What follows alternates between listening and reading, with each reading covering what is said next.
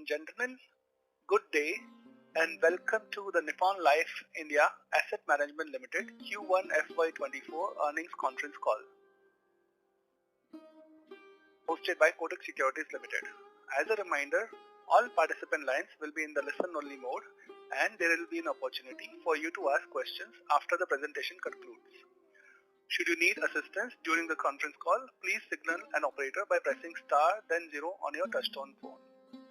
Please note that this call is being recorded. I now hand over the conference to Mr. Abhijit Sakhare from Kotak Securities. Thank you and over to you, Mr. Sakhare. Good evening everyone. On behalf of Kotak Securities, I welcome you all to 1Q FY24 earnings call for Nippon Life India Asset Management Limited. We have with us Mr. Sandeep Sikka, ED and CEO, along with the senior management team of Nippon Life Asset Management. I would like to hand over the call to Mr. Sikka for his opening remarks. Over to you, sir. Thanks. Good evening and welcome to our Q1 FY24 earnings conference call. We have with us Chief Financial Officer Prateek Jain, Chief Business Officer Saugata Chatterjee, Chief Business Officer Ashwin Dugal, Chief Digital Officer Arpan Saha, Head of Product Management and Investor Relations Arun Sundaresan, and Sim Matsui-san, nominee of Nippon Life Zimbabwe. Our detailed investor presentation and press release has been uploaded on the exchanges as well as on our website. I will break my comments in three parts: industry overview, our performance, and the way forward. Starting off with the markets, equity markets in Q1 FY24 were buoyant, with the Nifty 50 rising by 11% and Nifty mid and small cap indices rising by 18 and 20% respectively. RBI held the repo rate steady at 6.5%, while the 10-year G-Sec yield declined by 19 basis points quarter on quarter to 7.12%. Coming to the data on the industry AUM grew by 6.4% quarter on quarter in Q1 FY24 to INR 43.1 trillion. This is the highest quarterly growth since Q2 FY22. On a year-on-year basis, the quarterly average AUM grew by 14.2%. Now moving to flows, the equity category witnessed a gross inflow of rupees 1.13 trillion and a net inflow of INR 137 billion. A large part of the inflows in the category were from small and mid-cap schemes. Investor interest in investing through systematic investment plans further increased, with the SIP contribution for the quarter being INR 432 billion, 19% higher than Q1 FY23 and 3% higher than Q4 FY23. Monthly SIP flows in June 2023 stood at INR 147 billion, which was marginally below the all-time high achieved in May 2023. SIP folios increased by 5% quarter on quarter to 66.5 billion. Arbitrage funds also witnessed strong inflows of INR 137 billion. Fixed income category, that is debt plus liquid, witnessed a net inflow of INR 1.35 trillion after a large outflow witnessed in Q4 FY23. ETF flows were healthy at INR 150 billion. At the end of the quarter, the unique investors in the mutual fund industry increased to 38.3 million, which while industry folios increased to 149.1 million. Increasing financialization, higher awareness and better reach through new age technology platforms and distribution network should see continued growth in the mutual fund industry going forward. Now moving to our business performance. We closed the quarter with total assets under management of INR 4.04 trillion.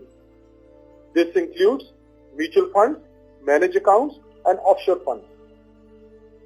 Our mutual fund quarterly average AUM grew by 7% quarter on quarter and 12% year on year to reach INR 3.14 trillion. Now I would like to share 5 key highlights for the quarter. Starting with market share. Our market share increased 4 basis points quarter on quarter to 7.28, with market share increases across all asset categories barring liquid. Our equity market share, which has been stable at 6.19% over the last 4 quarters, has seen an improvement of 7 basis points and has increased to 6.26%.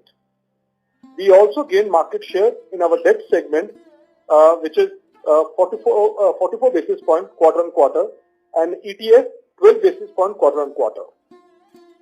On the segmental front, our HNI category market share improved for the 6th quarter in a row. HNI AUM grew 13% quarter on quarter to INR 872 billion. Market share increased 19 basis points quarter on quarter to 5.99%. Individual AUM, which consists of retail and HNI AUM, also grew by 13% quarter on quarter to INR 1,837 billion. Market share increased 17 basis points quarter on quarter to 7.16. Highlight number 5. Our B30 AUM grew by 13.4% quarter on quarter to INR 631 billion, which makes us the fastest growing large AMC in B30 locations. Our market share improved by 19 basis points quarter on quarter to 8.33. This segment forms 19% of our AUM versus 17% for the industry. I would like to share that NAM India has also been appointed as one of the AMCs for managing EPFO corpus for ETS. The investment commenced from the beginning of July 2023. I would also like to touch upon other important aspects of our performance. We added 500,000 investor folios in the quarter and continue to have the largest base in the mutual fund industry with 14.1 million unique investors, which is a market share of 37%. Systematic flows are a stable and a key driver of mutual fund industry long-term equity flows. I am happy to share that there has been a steady uptick in our systematic flows over last 8 quarters, and this has led to increase our market share. Our systematic book rose by 10% to INR 12.2 billion for June 2023 over March 2023. This resulted in an annualized systematic book of approximately INR 147 billion. Number of systematic transactions for the quarter increased 8% quarter on quarter to more than 10.7 million. 63% of our SIP AUM has continued for over 5 years versus 25% for the industry. Also, in volatile markets, folios with lower ticket size have demonstrated longer vintage and better stickiness. 17% of our SIP folios have continued for more than 5 years, and as against the industry average of 12%. Generally, as market moves up, we typically tend to see high redemptions in equity segment. However, given the granular nature of our AUM and specifically SIP AUM for us, we have seen lower impact of redemptions versus the industry. This is evident from the fact that we have had net sales market share in excess of 20% in equity for Q1 FY24 except arbitrage and index. At Nippon India Mutual Fund, we offer industry best suite of passive products with an ETF ecosystem which is already in place and far ahead of the peers in terms of investor base and mind share. We continue to be one of the largest ETF players with an AUM of INR 738 billion and a market share of 13.9%. Gold ETF is the biggest in the category with INR 78 billion in assets. Our share in industry ETF folios is 61%. We have 70% of the ETF volumes on NSE and BSE. Our ETF average daily volumes across key funds remain far higher than the rest of the industry. Now I would like to provide a brief update on our AIF and international businesses. Under Nippon India AIF, we offer Category 2 and Category 3 alternate investment funds and have a total commitment of INR 57.5 billion across various schemes. We had launched our Tech Fund of Funds in 2020, which was anchored by large Japanese institutions and corporate investors. We are now in the process of raising commitments for a second similar fund. We have also recently launched a credit AIF for which fundraising process is underway. We continue to strengthen our AIF offering, and in the quarter, we appointed a new head of AIF, Mr. Ashish Chogani, post the superannuation of our previous head.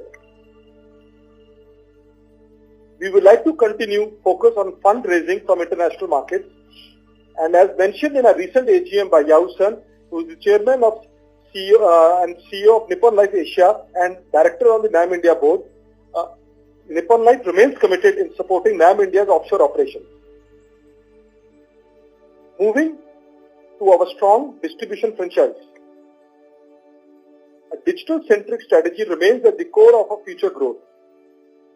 Digital has always been a perpetual beta at Nippon India Mutual Fund.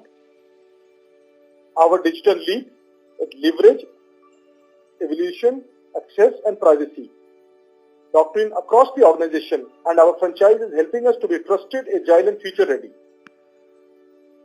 We will continue to strengthen our digital ecosystem to simplify the investment experience and build a frictionless ecosystem for our investor partners.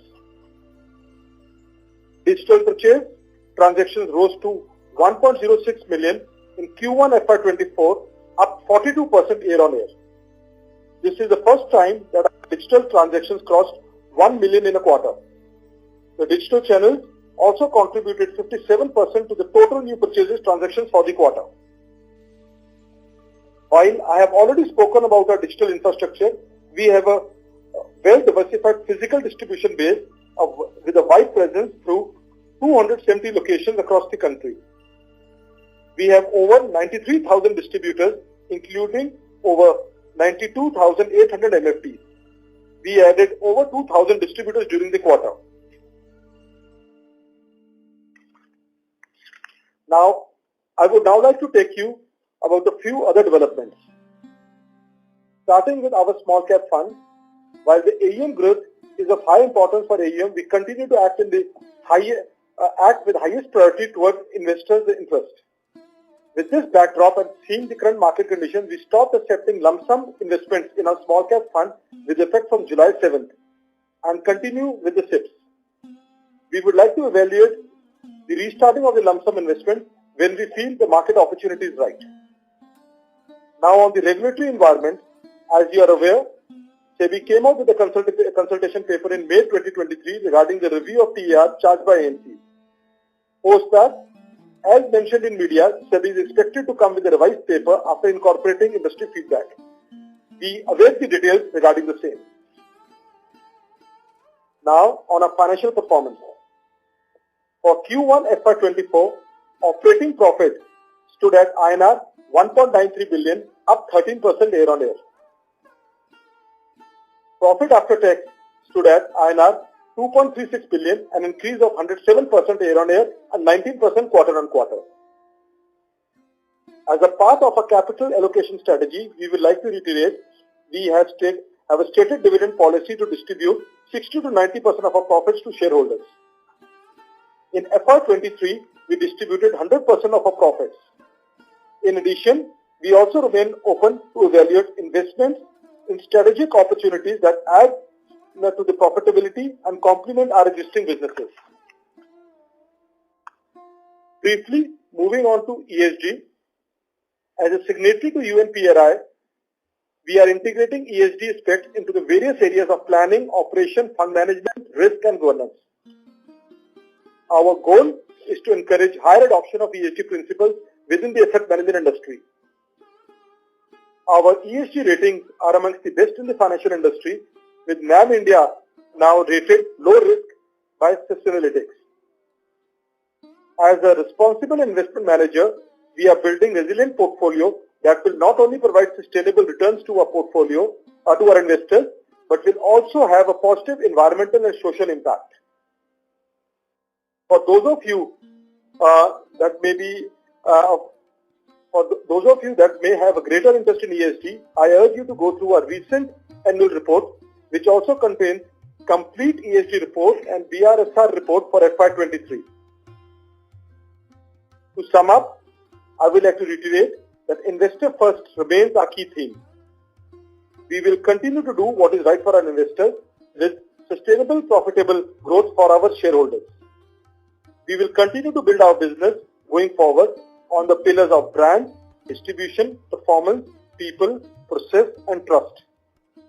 I am happy to state that 1 out of 3 mutual fund investors in India invest with NAM India. With these comments, we are happy to take your questions. Thank you. Thank you, sir. We will now begin the question and answer session. Anyone who wishes to ask a question may press star and 1 on their touchtone telephone. If you wish to remove yourself from the question queue, you may press star and 2. Participants are requested to use handsets while asking a question. Ladies and gentlemen, we will wait for a few moments while the question queue assembles.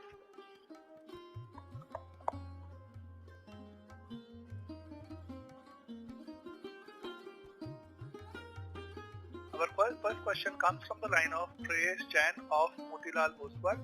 Please go ahead, sir. Yeah, hi. Good evening, everyone. Firstly, on the yield front, could you throw some light as to why the yield dropped in this quarter? Yeah, so Prayesh, we've been maintaining that, we have always been focusing on sustainable growth, and unit economics have been our guiding lighthouse for all our product launches, distribution strategies, etc. But if you look at overall operating income at 45 basis points is in line with the industry. Our operating income is up 13% YOY, and even if you look at, expense to income ratio has been about 34%, improved from 48% last year. See, the declining yields are more function of the industry for 2 or 3 reasons. One, that as and when our equity AUM keeps growing, because of the nature of the TER provided by SEBI, our yields goes down. The second is that, given the fact that B30 incentives, there has been a moratorium, obviously for the pressure flows from, and as you are aware that, for us, the IFA and the smaller cities and towns has been our, biggest constituency which support us, and therefore once that was down, obviously the cost of acquisition has been marginally higher. That is the second reason. The other reason is, we have strategically reduced some of the expenses, some of our debt schemes, where we believe that if we, we will be able to get more absolute AUM, which will compensate the yield decline, and we'll see an absolute growth in profitability. So that is again, the tactically few things which we have made changes. Also, the composition of index increasing, which you've seen again an industry index in ETF. Now that is also the composition change will also lead to this yield compression. So as I mentioned, that broadly this is in line with the industry realization, and also most of the factors are beyond our controls, and these are all asset mix issues and the increase in AUM for the respective schemes. Got that. One more on the employee expense that is up sequentially. What's the reason for the change? Sorry? Employee expenses, which was up sequentially in the quarter. No, so if you look at it on quarter basis, sequentially, if you see the last year Q1 versus this year, it is flat. Sequentially, if you recollect that, we have mentioned that we have reduced our bonus provisions, what we were carrying throughout the year in the fourth quarter, and therefore there was a decline in the fourth quarter last year. Yeah, got that. Yeah, so that was one off, and therefore this time it appears higher, but otherwise it is in line with actually what we had provided in the or what we have spent in the first quarter of last year. On the contrary, there is a efficiency which has come in because of the fact that despite giving an increase of 7 to 8%, which I mentioned, we are clocking the similar run rate for our employee cost. Okay. Got that. And from a more strategic standpoint, and correct me if I'm wrong, you said 20% of your you had a 20% share in equity in net inflows. Is that correct? Yeah, that's correct. Okay, wow. That's a great number. And apart from the fact that the performance has improved, is there anything else from a strategic point that you would have changed in the last, and that would have started yielding more results for you in terms of distribution, for that matter? And with Sandeep this side, I think there's a continuous effort over the period of time which is yielding results. I think SIP continues to be a focus because SIP numbers have also doubled almost in the last 12 months. So I think you're getting with the lag effect, I think you're getting higher inflows. So I think it's not only one thing, it's a multiple things which have been done over the last 2 to 3 years, which is not showing results. There's nothing on the commission front that you would have changed materially, right? No, we have not changed any commissions. Great, congratulations, and all the best. Thank you. The next question comes from the line of Lalit Dev from Equirus Securities. Please go ahead. Yeah, good evening, sir. Thank you for the opportunity. So, sir, just 2 questions. So, firstly, sir, you mentioned that we have been given a mandate to manage the EPFO corpus. So, from July onwards. So, what will be the allocation over there, and what kind of yields do we make in that area? So I think broadly it will be very difficult to put a number to it, because I think it's been more on a percentage basis. So typically we'll be getting about roughly about 1/4 of all the allocation being done by EPFO. It will be coming into our existing ETFs, I think, and the average ETF, I think if you see a present Nifty ETF, the yield is about between 4 to 5 basis points, and that will continue because it's coming in the same fund. So, sir, just a clarification, so this will be only in the equity ETF, not on the the PMS kind of a structure. This mandate is this money will be coming in our both our ETFs, Nifty and Sensex ETF. Okay, sure.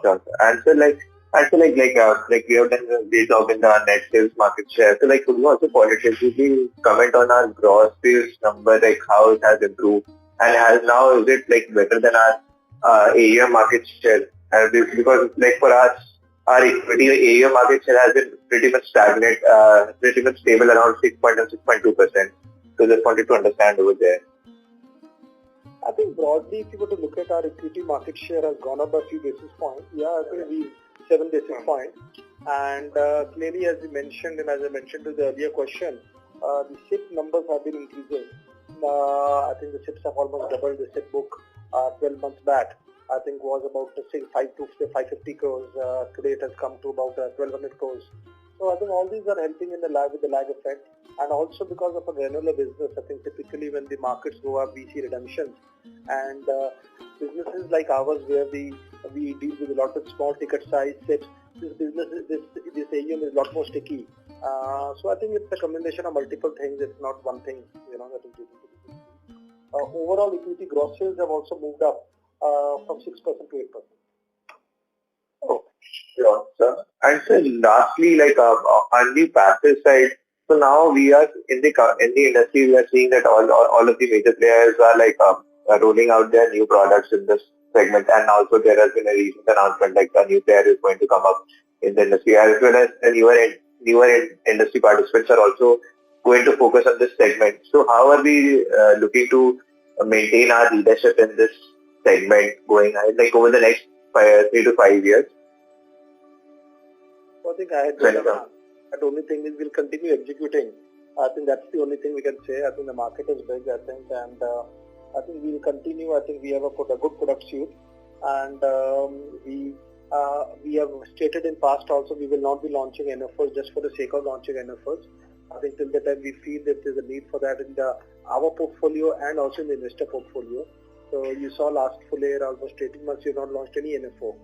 So I think the only answer I can give is I think our approach will be to launch funds which are scalable, and the focus will be to continue executing well. That's the only thing will be in our strategy. Sure. Thank you for the answer, sir. Thank you. Participants, if you have questions, please press star and 1. The next question comes from the line of Madhukar Latha from Nuvama Wealth Management. Please go ahead, sir. Hi, am I audible? Yeah. Hi. Good evening and, congratulations on good numbers, particularly in a difficult operating environment, and some of the operating parameters are actually doing well and they're looking good. So, first thing, sir, on the admin and other OPEX, I think there's a pretty big jump on a year-over-year basis over here, and also on a quarter-over-quarter basis there has been some increase over there. So some color on what is driving this and what should we expect for the year. Second, on the regulatory aspect, maybe you could throw some light on what the industry has, what industry representations have gone to the regulator, and what do you see happening from here, if you're comfortable in discussing that? Yeah. Madhukar, I'll take the second question first and give it back to Prateek for the other on the admin expenses. I think as far as the regulatory changes are concerned, I think as you are aware, I think as it's been in media, I think we saw a paper which had come in May, consultation paper, and after that in media, as you would have heard, that I think there is a new consultation paper expected any time. I think while I think there have been various consultations, but I would not like to speculate. I think I'll rather wait for the new consultation paper to come, and I think it should be, and it may come soon. And I think it's better to have this discussion after that, because otherwise it will just be speculation. So I think regarding the first question on admin, I think I'll request Prateek to please share. So Madhukar, from the from the corresponding quarter last year, there has been a jump, but broadly, I'll divide it into three parts. One is, obviously there has been an inflationary cost adjustment to whatever running routine cost what we have. The second part is that in terms of the other non-discretionary cost, we have seen some savings, because we keep working on that. We have been maintaining that, look, there are scopes for further efficiencies, so we keep working on it, and we've seen some, positive development there. However, this quarter, if you would have seen that, we have actually increased our discretionary spend significantly, and, we have gone and, for our brand building purposes, we have considerably spent on our marketing activity. So because of this discretionary spend, you see our expenses are higher as compared to, previous quarter. And, as regards to the, corresponding quarter, it is a function of two things. One is that, the inflationary spend, inflationary increase plus the discretionary spend. Understood. These discretionary spend actually are more, we see more as an investment for the future growth. And, that, currently, as you mentioned, that your performance is being good. And at this point of time, it impacts that if you go out and, go to the market and have more visibility around. Got it. Just one data keeping question. Can you give me your closing AUM category-wise, equity, debt, liquid, and ETF? Closing AUM, okay.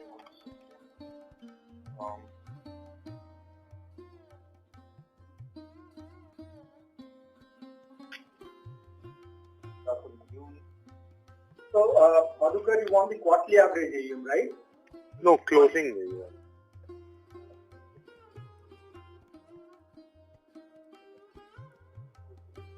Yeah, so, the total including equity arbitrage is about 1,50,000 crore. Debt, including the passives, is 77,000 crore. Liquid is 31,600 crore. ETF is 75,000 crore. So all together, as of June end, it was 3,25,000 crore. Got it. Thank you, and all the best. Thank you. Thank you. Participants, if you have questions, please press star and 1. The next question is from the line of Mohit from Bob Capital. Please go ahead. Yeah, thanks for the opportunity. So if I look at the debt, QAUM, I think it has risen by around 105 billion. So I just wanted to know which schemes we saw the maximum inflow.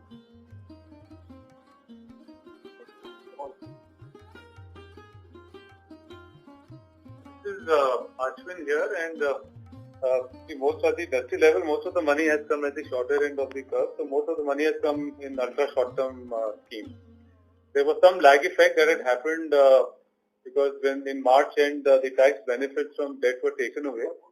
So we got the industry got some 50 or 1,000 crores at March end. So the impact of that on average basis was added to the overall debt AUM in Q1. All right. And in liquid, you mentioned, I think so. Just wanted to know your outlook for the rest of the year. In terms of flows? Yeah, no, on the overall AUM, liquid we saw, declining from around 390 billion to 357 billion sequentially. So, in the first quarter, we have seen both overnight and liquid funds have gained in AUM, vis-a-vis Q4. And, we don't see too much of a change from what's happened really in Q1. So, it will be patronized mostly by institutional investors. So maybe plus minus 5-6%. So not too much variance there. All right. Thanks and wish you the best. Thank you. The next question is from the line of Abhijit from Kotak Securities. Yeah, hi. Couple of questions. Firstly, just going back to the comment on market share. So if you could give some color on channels, in the sense which channels have come back strongly for you and where do you see the funds are still under-indexed? And second one on the similar line is the soft close on the small cap. Do you see that reversing any of the gains that we have seen in the last 1 or 2 quarters in terms of SIP creation or overall market share improvement? Yeah, I Abhijit, this is Saugata Chatterjee here. So first part I'll take it up with regard to what is contributing to the growth in market share. As we also did mention in the opening commentary that both the retail and HNI there has been a growth, and we are also getting growth happening from the market. So primarily these segment of clients are catered to by most of the mutual fund distributors, both on the erstwhile IFAs, the banks and wealth counters. I think the AUM also is going for us. We have these distributors giving us higher market share, and the client base is also retail and HNI, which is going for us. The other side is our SIP book is also increasing, which is again very, very fragmented. It is coming through digital, it is coming through the retail distributors who are contributing our SIP numbers across India. So that trend is very, very fragmented and distributed. So that's the answer to the first part. Second question is on small cap. So that's one category where we have leadership, and we feel that even though we have reduced or restricted the flows to a particular limit of 5 lakhs, the next part is our SIP book. In the entire small cap category, small cap flow is of almost 50%. Today, as of today, we have 50% of our flows coming to SIP, which will continue to grow. And even though there will be some impact on lump sum flows, which is made structural from our side, it is from an investor interest point of view we have taken this decision. What we find is there is a definite flow coming into other categories. Hopefully, even if we have a dent for 1 or 2 months, going forward, the other categories will take care of the flows and the next day. I hope I answered your question. Yeah, that's helpful. Secondly, just again on the channel front, In terms of the commission payouts where we are operating today, how do you see us in terms of comparison to other players on most of the large channels? Do you see any risk of having to increase payout numbers on any of the channels? Is there potential to reduce payout on any of the channels? Any way we can improve profitability on the fast-selling products that we have today? So Abhijit, I'll take this question from this side. I think broadly we keep evaluating brokerages regularly, but one thing as a stated policy we have always said, we would like to run a profitable business and we will not like to run after market share by paying higher brokerages. So I think our approach will be the right mix, and can there be scope to decrease or increase brokerages? I think this will depend on market dynamics, but one thing is very clear that we will not be running after market share. Got it. And just on that line, if you can also give some numbers on incremental versus book yields on the equity side. This is data which we have, not been sharing it so far. But as I mentioned to you that, look, post the 2019 circular, earlier it used to be a flat rate in terms of the upfront plus trail.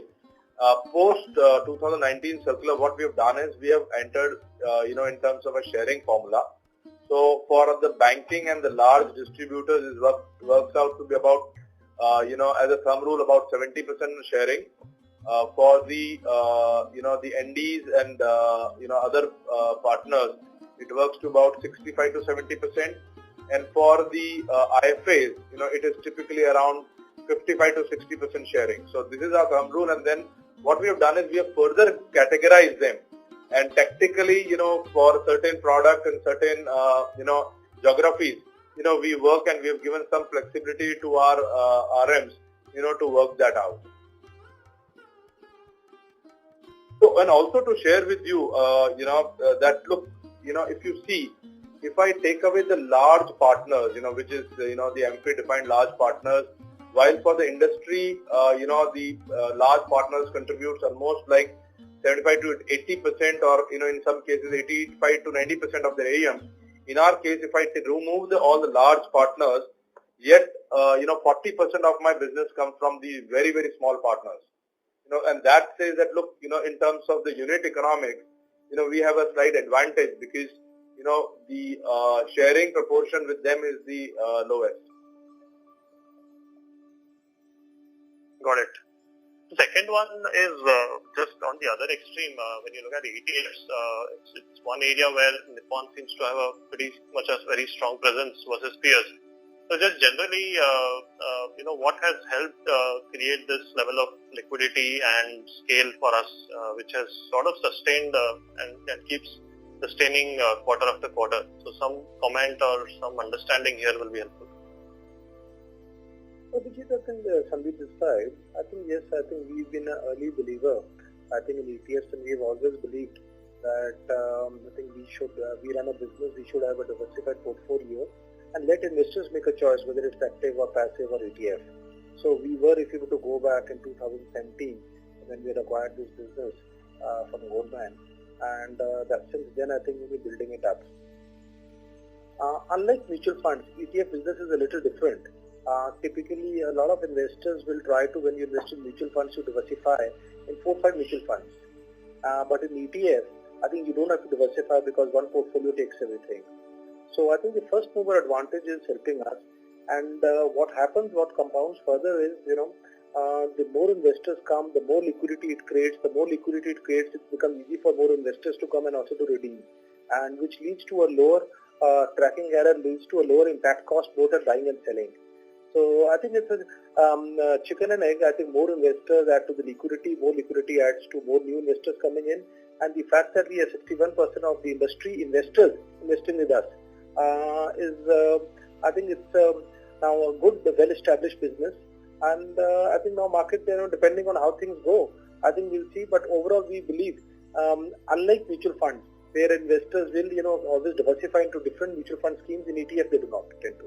They tend not to diversify. Got it.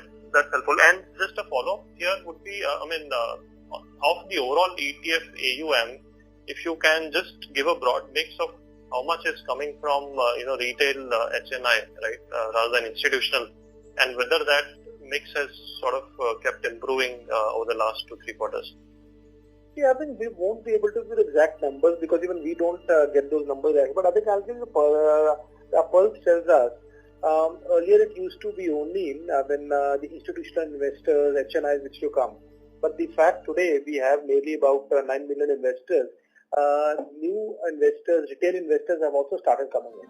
We won't be having the exact percentage. So the way I see it is, from a volume point of view, AUM point of view, it could be still concentrated towards HNIs, family offices and institutional investors.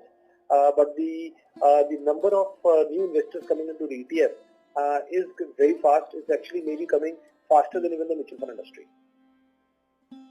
Sorry, last one on ETF is, are you seeing a trend where people are creating SIPs on ETFs? That will be the last question. Again, we will not come to know because see what happens, they trade on the exchange, whether they're doing an SIP or coming, that's something we don't come to know as a manufacturer.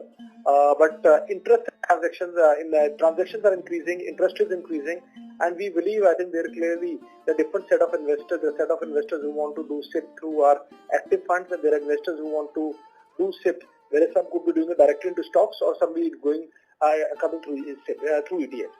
So definitely transactions are increasing. Okay, great. Thanks a lot. Thank you, Abhijit. Participants, if you have questions, please press star and 1. And we have our next question from the line of Gaurav Jani from Prabhudas Lilladher. Please go ahead. Yeah, thanks. Firstly, sir, just want to clarify the 20% market share that you mentioned in net flows. This would be for Q1 of 24? Yeah. Yes, please. Sure. And what would be the number for, equity plus balance put together? Equity plus balance together. Yeah. This number is for equity and balance together. Okay, so the 20% is for equity and together. Yeah, equity and balance together. Understood. Perfect. Secondly, wanted to check on the yield front, right? While yields, blended yields have gone down by about 2.5 basis points on a Q2 basis, how would have equity yields sort of behaved on a quarterly basis? Were they up, were they stable, or how should we look at it? No, so see, we have been saying that, look, over the period of time, every year you will see 3 to 4 basis points squeeze on the equity AUMs. For the 3 reasons which we have been maintaining, that look, 1, because the size increases, 2, because of the old money getting replaced by the new money, and from the the mix again is changing because now in equity again you have index funds also contributing. So because of these reasons, there has been a compression about 3 to 4 basis points, and that we believe for some more time because of the industry dynamic, may continue. Sure, thanks for that. I was just trying to understand whether, because I believe there were some one-offs also this quarter which led to a decline in yields. But I was just trying to understand whether equity yields were stable or better versus the previous quarter. No, so see, another reason is obviously the B30 incentive has been taken off, and obviously, earlier the smaller distributor has this advantage coming from B30, beyond B30 cities. So, obviously that gets taken away, and, from a manufacturer perspective, to keep them motivated and incentivized, you have to increase the yield, you have to increase the brokerages on those parts. So obviously that marginal impact is likely to be seen, on that front also. But we are awaiting for the new regulations, and let's see what comes out in it.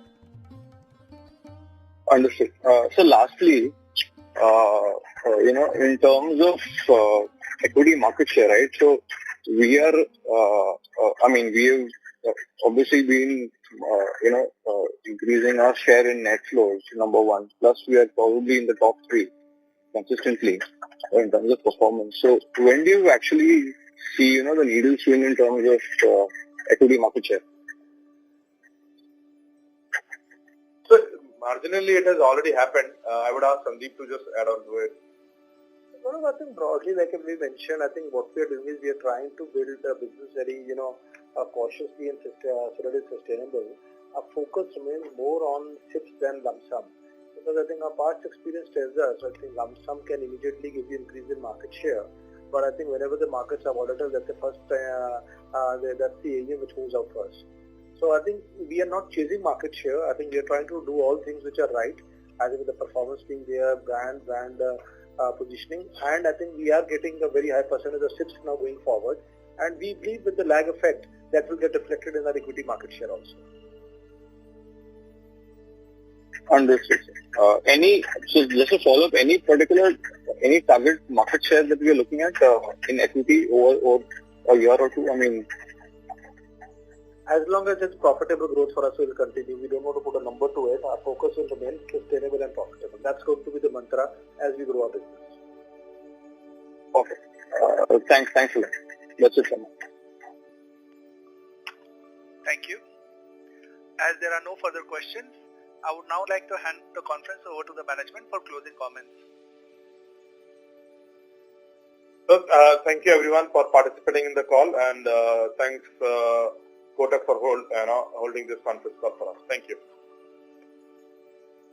Thank you. On behalf of Kotak Securities Limited, that concludes this conference. Thank you for joining us, and you may now disconnect your lines. Please subscribe and press the bell icon to never miss another update. Please like, share and comment.